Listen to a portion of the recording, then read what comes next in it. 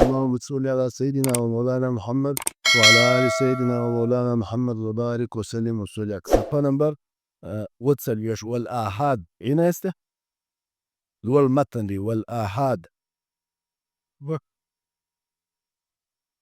بالبيلاتس وز دي مخكي مش خبري متواتر واي وز ده خبري واحد بيان للشروط وز ندي واي والآحاد ما لم ينتهي إلى المتواتر آحاد بيبورا يو خبري متواتر دي متواترات یو آحاد دي متواتر خو تعریف موږ مخکې وایو چې ډېر نقل کړی آحاد بیا هغه ته وایي ما لم ينتهي الى المتواتر چې دی یوه اندازې ته د تواتر نه یې رسېدلی اوس نو دا خبر واحد موږ تقسیم کړی وه خبر واحد په اعتبار د تعداد د رواتو سره په څو قسمو درې مشهور عزیز غریب اوس بیا موږ اول ورځ فرق وایو موږ مشهور مستفیض د مشهور د مستفیض فرق وکړه تا ته د مشهور د مستفیض ته فرق بعضې محدثین دا ویل چې د مشهور د مستفیض هېڅ فرق نشته وروسته به تفصیل هم راشي د دې انشاءالله العزیز او بعضې بیا وایي چې د مشهور د مستفیض فرق شته مشهور هغه ته وایي چې په سند کې په هغه طبقه کې څو راویان دا درې راویان په هغه طبقه کې او مستفیض بیا دا ته وایي چې دغه تعداد یې په اول اخر رابینځ په ټولو کې چې دی هغه دغه یې پوره نو دی وایي والآحاد هغه ته ویل کېږي ما لم ينتهي الى المتواتر چې هغه به چاته نه یې رسېدی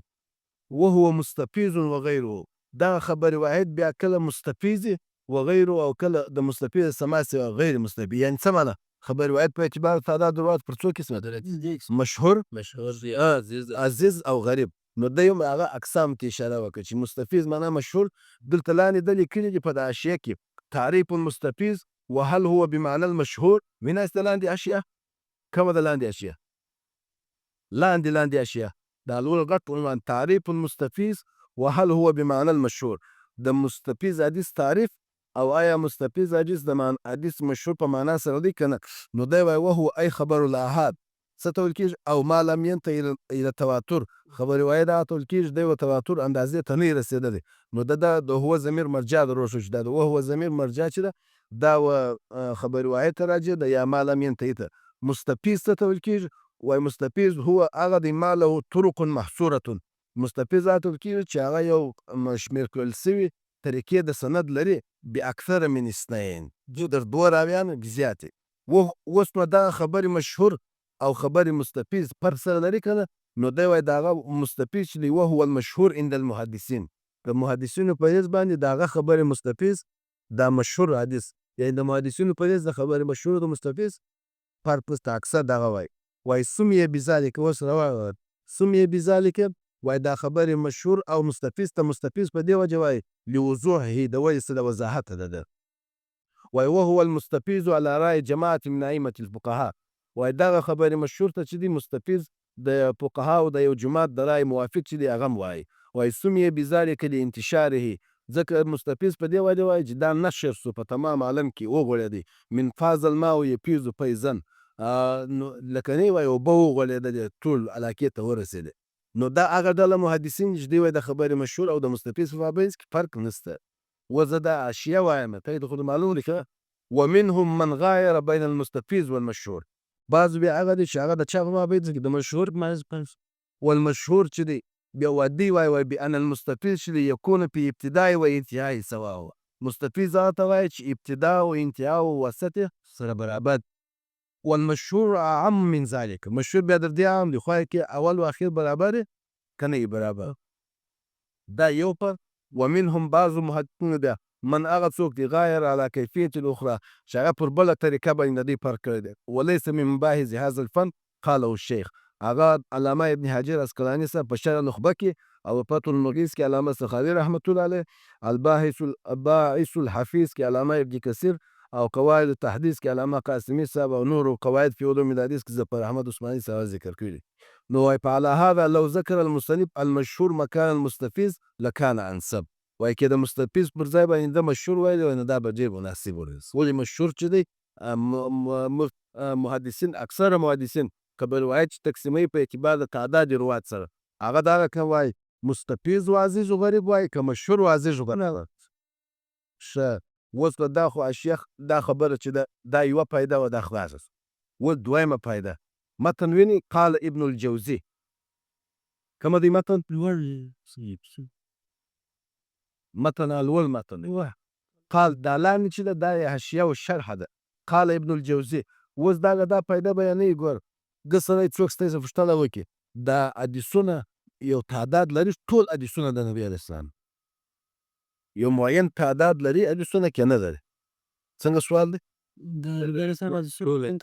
حصر لري که نه چې د نبي علیه السلام تمام احادیث چې دي دا څو دي. نو اوس دی وایي قال ابن الجوزي رحمة الله علیه وایي حصر الاحادیث یبعد امکانه، وایي د تمام احادیثو حصر کول دا د دې ممکنوالی دا بعید دی. په پوه شوه که نه شوې؟ یعنې د ګرد احادیث شمېرل خو بیخي وایي ګرانه خبره ده. وایي ګرد حدیث معلومول خو ګرانه ده، دا امکان یې لا ګران. نو لهذا ګرد احادیث تعداد و انسانان ته ګران دی. لیکن غیر ما سوا ان جماعتا یو جماعت د محدثینو څخه بالغو هغو ډېر کوشش وکړي په تتبعها په تلاش کې د دغه احادیثو و حصروها او دغه حدیثونه موږ ته چې دی هغه یو څه تعداد یې بیان کړي. یو جماعت د محدثینو وایي په دې کې تتبع تلاش وکړي، هغو د احادیثو حصر موږ ته وکړي. قال الامام احمد بن حنبل الشیباني، امام احمد بن حنبل صاحب رحمة الله علیه وایي وقد صح، وایي بېشکه صحیح حدیثونه ټول چې دي تمام حدیثو تعداد د صحیح قول موافق چې وایي راغلی دی هغه 700,000 وکسر. 700 ألف وكسر او یعنی 1,00,000 وکسر او یو څه زیات ور 1,00,000. یعنی مطلب 1,00,000 څو دي؟ نو دا یو قول چې دی هغه دا 2,00,000 حدیث دی وایي 1,00,000 حدیث او یو څه زیات. وقال او ده دا ویلي وایي قد جمعت في المسند، وایي علامه امام احمد بن حنبل صاحب مسند احمد لیکل دی، وایي ما په مسند احمد کې راجمع کړه احادیث هغه حدیثونه انتخبتها چې هغه ما راخوښ کړي وه من اکثره در زیات من 750,000 در 2,500,000 حدیث اوس. وایي ما په مسند احمد کې په دا 2,500,000 حدیثو کې ما وکته، د دې څخه مې هغه خوښ کړ غوره حدیثونه چې دي هغه راټول کړه. فما اختلفتم فيه فرجعوا الیه، په ما هغه شی اختلفتم چې هغه یعنې هر هغه حکم چې دی اختلاف کړی نو فرجعوا ته رجوع وکړئ الیه و دغه مسند ته. یعنې نو هر هغه حکم چې وایي په هر هغه حکم که سته اختلاف بس دا مسند ته چې دی هغه رجوع کوئ. که چیرې په دې کې ته پیدا کړئ هغه حدیث چې هغه د حکم سره تعلق درلودی نو بس عمل په کوئ. وما او هغه لم تجدو فيه چې ته په مسند کې نه کوي پیدا د حدیث فلیس بحجة، هغه څه نه دي. دا د امام احمد بن حنبل صاحب قول چې دی هغه د نقل کې چې مسند احمد بن حنبل صاحب چې دی هغه وایي ما په مسند احمد کې د دا 2,500,000 احادیثو هغه جمعوال چې دی هغه کړی دی. او دغه چې دی اوس دلته امام احمد بن حنبل صاحب دوې دعوې وکړې او په دا خپل خبره کې یوه دعوه یې دا وکړه وایي کوم حدیث چې ته زما په کتاب کې پیدا کړي بس دا صحیح دی په مسند احمد. دویم یې دا وویل ول هر هغه شی چې ته په مسند احمد کې نه کوي پیدا هغه حجت نه دی. دا دوې خبرې دواړې وایي قل تعامل دي دا لاندې محاشي وایي. ګوره الکلام علی مسند احمد وما فيه من احادیث حکم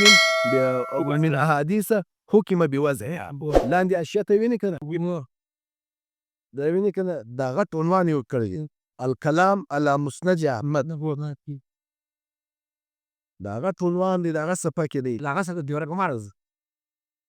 الکلام علی مسند احمد وما فيه من احادیث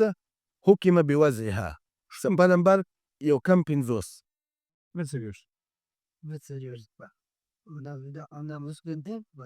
دغه ځای دی. اوس ګوره په مسند احمد کې امام احمد بن حنبل صاحب څو دعوې وکړې. یو یې دا وویل کوم حدیث که ته په مسند احمد کې پیدا کړي دا حجت کوم، او که په مسند احمد کې نه و وایي هغه حجت نه دی. دی وایي دا خبره اوس صحیح ده دغه دی اوس وایي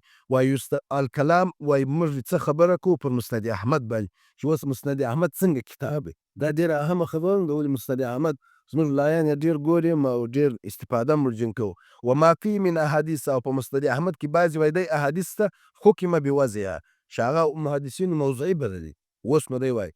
یستفاد منه مقدمتان کلیتان، وایي د امام احمد بن حنبل صاحب له خبرې څخه څو مقدمې